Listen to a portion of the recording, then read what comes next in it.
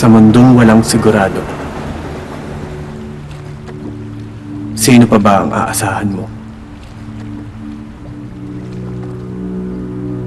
Bayang Pilipinas, tatakbo po ako sa pagkapangulo sa darating na halalan.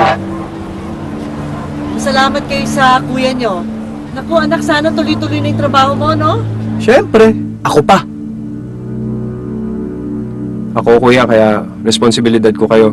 Dito naman ako eh. Babayaan ko ba kayo? Over ka na ha, sobrang bilib ka na sa sarili mo. Kasi kung di dahil sa'yo, hindi ko mapapaniwala yung mga boss ko na talagang journalist ako. O kita mo nga naman no, journalist na journalist yung dating mo. Sabi po nila, hindi po ba kayo natatakot na ang bali-balita po daw? Halos nagkakawatak-watak na daw po, lalo na yung legal party. Legal party? Ang taray, liberal party, ginawa mo legal party. Bakit may illegal party ba?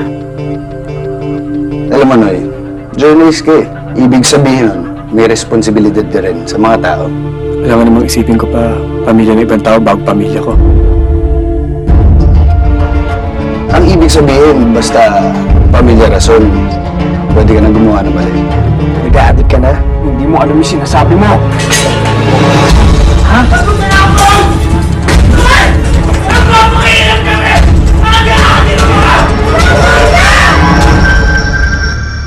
Handog ng Cinemedia.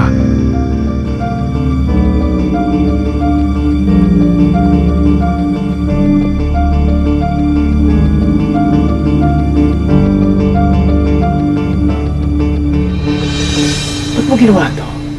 Ba't mo kailangan magpanggap na journalist ka? Nagbaka sakali lang naman po akong ayusin ang buhay ko eh.